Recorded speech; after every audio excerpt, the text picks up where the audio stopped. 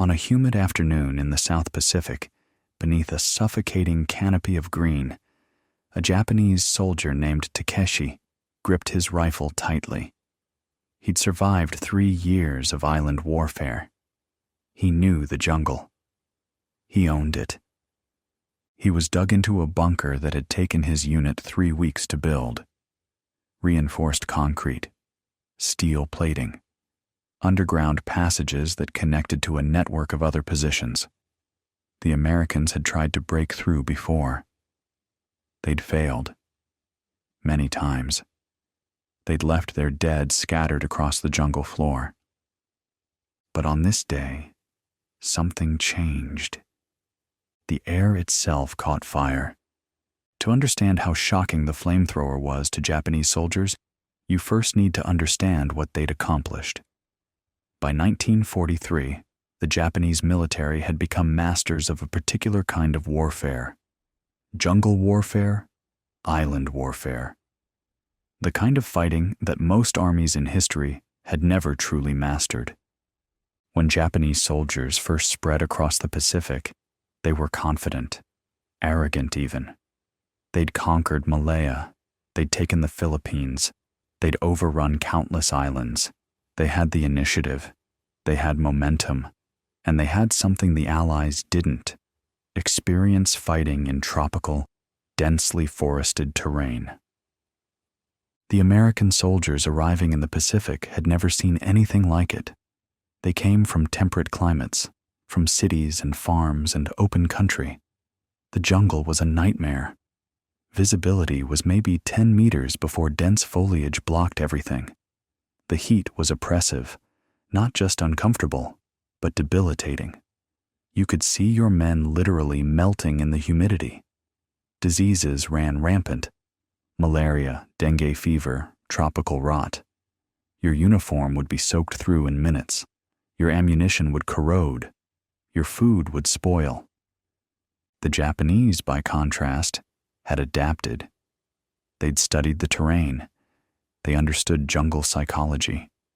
They knew how to move through vegetation without being detected. They knew how to set traps. They knew how to wait. Most importantly, they understood something that the Americans were just beginning to learn. In the jungle, terrain is king. Japanese commanders realized that conventional fortifications meant nothing in dense vegetation. You couldn't build a long defensive line like in Europe. You couldn't hold a continuous front. Instead, you had to think differently. You had to create a 3-dimensional battlefield. So they began building bunkers, not simple trenches, but sophisticated defensive positions carved directly into the earth, reinforced with concrete, logs, and steel, underground chambers that could withstand artillery bombardment, firing ports positioned to create overlapping fields of fire, multiple entrances and exits so that defenders couldn't be trapped by a single assault. These positions were invisible to the untrained eye. An American soldier could walk within 10 feet of a bunker and never see it. The vegetation would mask it. Camouflage netting would blend it in. Branches and leaves would cover the observation ports. You could walk straight into prepared killing fields without knowing what was happening until Japanese machine gun fire cut you down. The Americans first truly understood the problem on Guadalcanal in 1942. Guadalcanal was supposed to be a straightforward operation. American Marines would land, secure the airfield, and establish a foothold in the South Pacific. Quick, decisive. The Japanese would be pushed back, demoralized. That was the thinking in Washington. What actually happened was very different. The Marines landed on August 7th, 1942. They secured the airfield relatively quickly, but then they encountered something unexpected. The Japanese weren't retreating to distant bases to regroup. They were attacking, immediately, constantly, and they were coming from the jungle with an intensity that took the American command by surprise. For the next 6 months, Guadalcanal became a meat grinder. Not because the Japanese had superior numbers. Often they didn't. But because they had the jungle. They had positions that had been prepared weeks in advance. They had soldiers who knew how to fight in this environment. American casualties mounted. Young men, many of them teenagers and men in their early 20s, were dying in the jungle. Some to enemy fire, some to disease, some to the simple shock of discovering that war in the Pacific was nothing like anyone had imagined it would be. But Guadalcanal also taught the Americans a lesson. The only way to break Japanese defensive positions was through brutal, sustained assault, and that meant casualties. Terrible casualties. A typical attack would look like this. American infantry would advance through the jungle toward a Japanese position. They'd come under machine gun fire. They'd dig in. They'd call for artillery support. Hours of bombardment would pour down on the position. The earth would shake. Trees would splinter. Dust and smoke would rise from the jungle like a second forest fire. And then the Japanese would still be there. The bunkers were built deep enough that much of the artillery fire would pass over them, or hit the reinforced concrete and bounce away. Japanese soldiers, huddled in their underground chambers, would wait out the barrage. They'd huddle there, hearing the explosions above, feeling the earth shake, but relatively safe. When the American infantry attacked again, the Japanese machine gunners would be waiting, and they would open fire with disciplined precision. Wave after wave of American soldiers would assault a single bunker. Some attacks would succeed, but only after American casualties had climbed into the hundreds for a single position. The Japanese would hold or withdraw in good order, and then do the same thing all over again a few miles down the road. After Guadalcanal, the pattern repeated itself. Bougainville, New Georgia, the Gilbert Islands, Tarawa, the Mariana Islands. Again and again, the Americans faced the same problem. Japanese soldiers dug into the jungle, positioned in bunkers that could withstand any conventional assault. American commanders began to understand that this was going to be a war of attrition, and attrition was something the Americans could eventually win. They had the industrial capacity, the manpower, the resources to outlast the Japanese. But it would be brutal. It would be expensive in lives. By 1943, American generals were desperate. They needed a solution. They needed something that could break through Japanese defensive lines without requiring thousands of casualties. The Army's Chemical Corps began experimenting with flamethrowers on a larger scale. Now, flamethrowers weren't new. They'd been used in various forms since World War I. But earlier versions were unreliable, heavy, and dangerous to the operator. The M1 flamethrower, which had been in limited use, was so unreliable that soldiers often distrusted it more than they trusted it. But in 1943, a new version arrived, the M2 flamethrower. The M2 was a quantum leap forward in design. It consisted of a pressurized tank containing a mixture of fuel, usually gasoline thickened with napalm. This fuel was pressurized to around 300 pounds per square inch. When the operator pulled the trigger, a spark plug ignited the fuel as it sprayed out in a concentrated stream. The result was terrifying. A stream of burning napalm would shoot out of the nozzle at approximately 50 meters. The napalm would stick to surfaces. You couldn't just wash it off like regular fire. And it burned at temperatures exceeding 2,000 degrees Fahrenheit. The heat was so intense that it would consume oxygen, creating a partial vacuum. This vacuum would draw the flames into enclosed spaces, into bunkers, into underground chambers. An M2 flamethrower operator would carry the tank on his back. It weighed about 70 pounds. He'd carry the gun and nozzle in his hands, another 15 pounds. That meant he was carrying roughly 85 pounds of equipment that allowed him to project a stream of concentrated fire. The weapon required courage to operate. A flamethrower operator was essentially strapping a bomb to his back and then walking toward the enemy. The backpack tank was a bright, obvious target. Japanese soldiers knew that if they saw a flamethrower, that was the person to kill first. But if the operator could get close enough to the position before being spotted, the results were devastating. The first large-scale deployment of M2 flamethrowers in the Pacific came on Saipan in June 1944. Saipan was a critical battle. It was part of the Mariana Islands, and it was only about 1,200 miles from Tokyo itself. American military planners knew that if they could capture Saipan and establish air bases there, they could begin bombing Japanese cities directly. The Japanese military understood this as well. They were determined to hold Saipan at any cost. The Japanese prepared the island with meticulous care.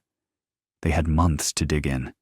They built bunkers, cave positions, and underground fortifications throughout the northern part of the island. They prepared for the American assault with the confidence born from 3 years of successful defensive battles. When the Marines landed on June 15th, they encountered exactly what they expected. Prepared positions, interlocking fields of fire, determined Japanese defenders who were willing to fight to the death. But this time, the Americans had something different. As American assault teams pushed into the Japanese defensive positions, flamethrower operators moved forward with them. When a machine gun nest was encountered, instead of calling in artillery or risking casualties in a frontal assault, a flamethrower team would move up. The effect was immediate and psychological. Imagine you're a Japanese soldier in a concrete bunker. You've been sitting there for weeks, waiting. Artillery has been pounding overhead for hours. Your nerves are raw, your ears are ringing. You're surrounded by the smell of sweat and fear and cordite. Then you see something that looks like fire flowing across the landscape. A stream of burning napalm pours into your firing port. The heat is incredible. It's not like anything you've experienced before. Regular fire, you understand. You know how to deal with it. But this is different. This fire sticks to everything. This fire flows like water. This fire fills your bunker with heat so intense that the air itself becomes unbreathable. Some defenders tried to flee. Others were simply incinerated where they stood. When Japanese soldiers who weren't in the bunker saw the flamethrower in action, they experienced something like shock. The flamethrower represented something almost magical. A weapon that didn't work like any other weapon. A weapon that couldn't be defended against. A weapon that turned the jungle itself into a furnace. Here's what's crucial to understand. The flamethrower's greatest effect wasn't purely tactical. It was psychological. Japanese soldiers had been trained since childhood to embrace death, to fight to the last man, to never surrender. This was cultural. This was religious. This was how the Imperial Japanese Army defined honor. But there's something in every human being, regardless of training or culture, that fears fire. It's primal. It's deep. It's something that transcends military discipline. When Japanese soldiers encountered flamethrowers on Saipan, something broke in the collective psychology of the island's defenders. It wasn't that the Americans suddenly became better fighters. It was that Japanese soldiers began to question whether the bunker they were sitting in was a protection or a tomb. Reports from the time described Japanese soldiers emerging from bunkers and surrendering, something that had been virtually unthinkable before. Entire defensive lines collapsed, not because they were overrun, but because the defenders lost faith in their ability to survive. Some soldiers didn't surrender. They attacked the flamethrower teams with suicidal determination, trying to destroy the operator before the flamethrower could be used on their position. Many of them succeeded. Flamethrower operators were extremely vulnerable to determined assault. They were slow, heavily burdened, and their weapon had a limited range. A Japanese soldier willing to run directly at them could often destroy the flamethrower before it could be used. But even these suicidal charges represented a fundamental shift. The Japanese military, which had built its defensive strategy on endurance and prepared positions, was now being forced into desperate, improvised tactics. The flamethrower had upset the entire equation. Japanese commanders on Saipan realized that they faced an existential problem. Their defensive strategy was collapsing. Their soldiers were breaking. The weapon they were facing couldn't be countered with existing tactics. By the end of the Saipan campaign, which lasted about 3 weeks, the Japanese had suffered catastrophic casualties, over 30,000 soldiers dead. The Americans had lost fewer than 4,000. The disparity reflected the new reality. Flamethrowers had changed the fundamental calculus of jungle warfare. After Saipan, the flamethrower became a standard part of American assault tactics across the Pacific.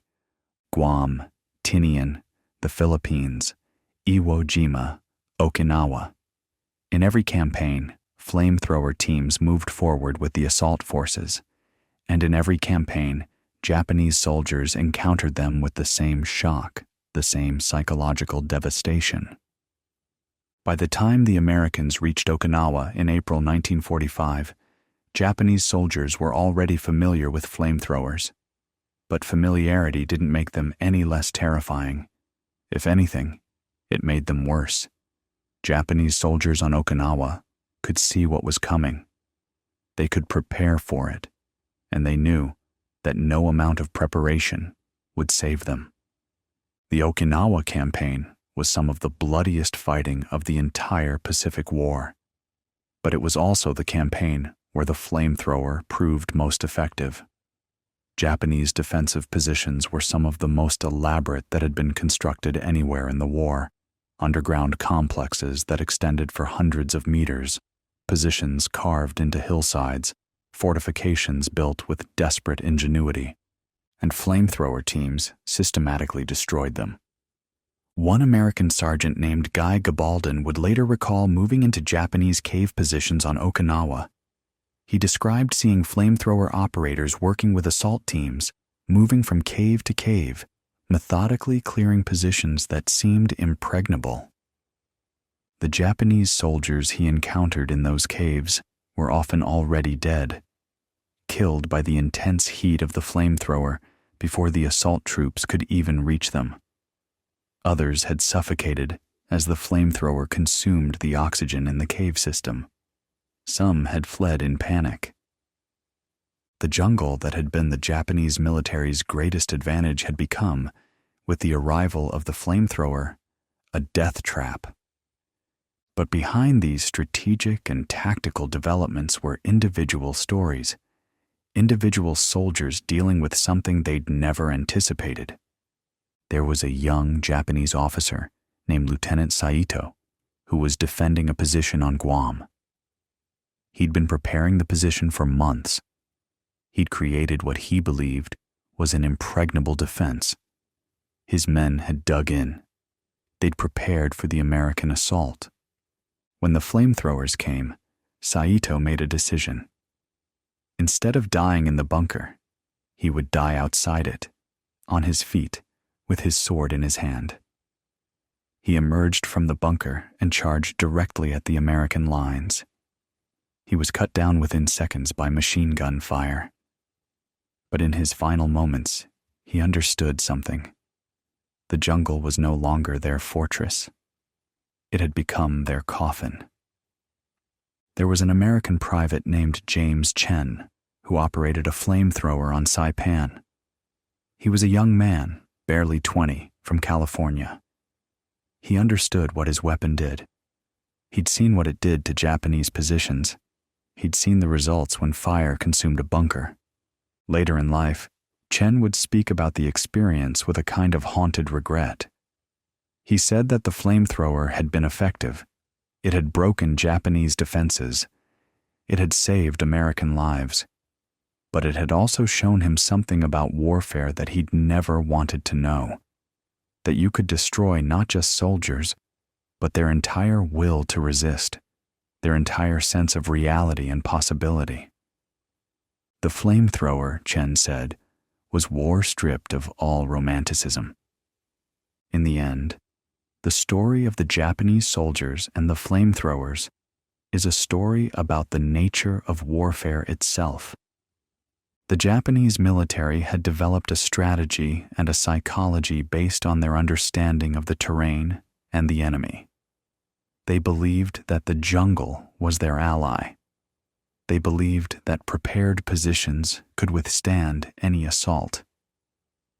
They believed that discipline and willingness to die could overcome technological disadvantage.